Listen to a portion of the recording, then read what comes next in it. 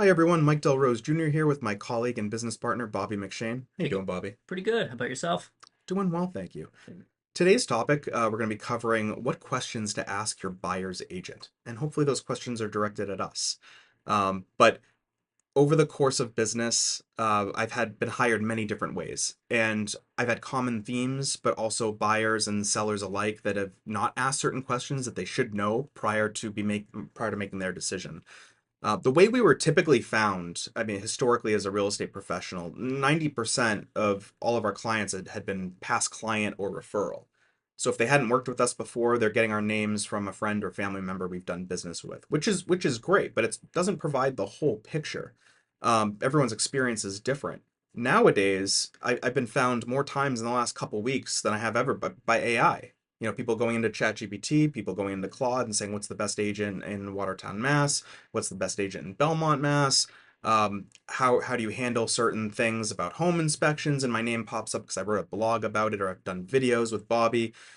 So I think the transition has been typically from just going with whoever you're recommended to actually verifying this information through all of our media channels. We've had a lot of increased YouTube traffic. Um, Instagram, Facebook, LinkedIn, especially, and people are finding us through here and verifying their recommendations they're receiving. So obviously, friend and family recommendations are always good if you know the person has had a positive experience, but you should be verifying this by looking at an agent's Zillow profile and seeing how many reviews, their Google business profile, seeing how many reviews and what those reviews had for content. You can get a lot of information from that. Yep. I think the next thing too, and one of the big ones is obviously experience. How active are you? I think the biggest thing is right now there's been so many industry changes on the buy side, particularly with home inspections, how commissions are handled in the last couple years. You want to make sure that the agent is up to date on these, um, knows how to effectively communicate that. And I think too, you want to see how experienced they are in the towns that you're looking. Now we work all over the state. It doesn't have to be one specific town like it kind of used to be before, but I think having the local experience is certainly helpful when working with buyers in particular. It's easy to sell houses in the neighborhoods we grew up in. Bobby and I both live in the neighborhoods we grew up in. Not in the same houses, but we're still on the same blocks Far, essentially. yeah, yeah. So, we've been there. We understand the dynamics of the neighborhood. We understand how the water flows when it rains heavy. So that type of market knowledge is invaluable, but also just understanding pricing and, how these houses are going to sell, what your competition is going to look like. We have a lot of insight from our brokerage community. So having local knowledge does make a difference. Is it the end all? No, no. I've sold houses as far as an hour outside of our area, and analyzing the data, the trends, and the current inventory, it takes you a long way. We have access to that data now and how to analyze it. hmm And then speaking of access too, one of the questions is that you should ask, do you have access to listings before they hit the market? Obviously, back when Mike Sr. was in the business, he always talks about, people had to come into the office to see the inventory. It was all a very guarded, private thing. Now, obviously, with all the third-party sites, everyone has access to all the properties that are on the market. So how can a buyer's agent add value by giving opportunities before they hit the market is a big question. I know at Coldwell Banker we have exclusive look where it's listings that are going to be coming on the market that Coldwell Banker agents have access to beforehand. I do a lot of networking with other agents where you'll hear about things coming on the market beforehand. And I think too, just from word of mouth, there's been a few off-market deals that I've done in the last year that I represented buyers on that we were able to put under agreement. One actually last week before it hit the market. So And on top of that, Compass actually purchased Anywhere Real Estate, which includes the Coldwell Banker brand, which we're a part of. We have access to their private network now. I'll say that I'm not a fan of private network access on the listing side. I think that only by going to the market and getting the most exposure for that listing, that you're going to get the highest and best use out of it if you're a seller. You also won't, as a buyer, won't always have access to see these listings. It's more so hey, this is coming on in 2 weeks. Prepare. This is what the stats are. We're not giving you an address. Here's a picture of the kitchen.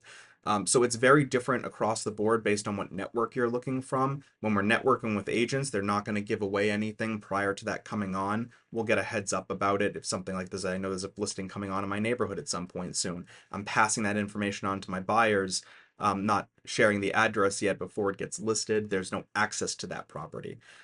So be aware, but it does add value, but it's not the end all. In the process too, do you have lenders, attorneys, insurance agent? It's really do you have the resources to provide me throughout the process? I think it's a big question. Yeah, and I love that because at the end of the day, you're going to hire who's best for you. That could be a different person for every position than we recommend, and that's okay. And you still want to work with us, and we do that all the time. The reason we recommend certain vendors is because they've represented our clients really well, and our clients rave about them. That's why they're choosing to work with them. We don't receive any sort of monetary compensation for working with these professionals like attorneys and lenders. It would be against RESPA law. So that doesn't happen. It's just that I know that my lender sitting at a desk in Watertown, Belmont, Waltham, or Newton is going to understand the market better than maybe a larger bank that has an underwriting team sitting in Minneapolis or Texas, as we've seen in the past. And those people aren't as organized. They ask for the same documents over and over again. I need to know the person we're working with isn't going to let you down in the transaction. There's so many good professionals in the area, so I'm not concerned with you choosing the wrong one per se. But at the same time, the recommendations that you'll see are the people that we use constantly, including for our personal business, because we know they get the job done. We're part of a networking group, and I feel like there's nothing better than when a transaction for the most part will be seamless when you have all the players in place, our attorney, our lender, our insurance agent, what have you. So I think the familiarity goes a very long way, and that's an important question to ask. And lastly, one of the most important questions that I think sets up everything else is how does that agent like to communicate? I think from browsing forums online and seeing buyers and sellers' impressions of the real estate industry, every problem I see, I'd say at least 50% of them could be solved with better communication or prevented with better communication. Um, clients ask me, "Hey, Mike, do you prefer text, calling, or email?" And I'm like, "Well, I do everything. I want to know what you want to do. What's better for you?" And I'll actually get feedback as to, "Hey, you know what? I'm working a lot. I can't pick up the phone. Just text me, and I'll call you back when I can." We're gonna meet you on your level, and your agent that you hire has to meet you on your level. When you have critical information passing back and forth, whether that's an offer deadline or a strong negotiation, you need to be able to communicate effectively. Communication extends to setting expectations and education up front. I think preparation is huge. You need to make sure that that agent's going to educate you in the process. They're the expert, not you. You need to be comfortable with the person giving you that information and building that trust. And that happens from the very beginning, and it shouldn't be taking place right before you make an offer. Yep. No, it's a great point. Oh, So excellent.